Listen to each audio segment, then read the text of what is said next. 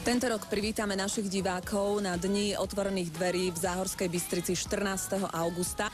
Opäť sme pripravili skutočne pestrý program pre všetkých. Na svoje si prídu nielen dospelí, ale aj deti.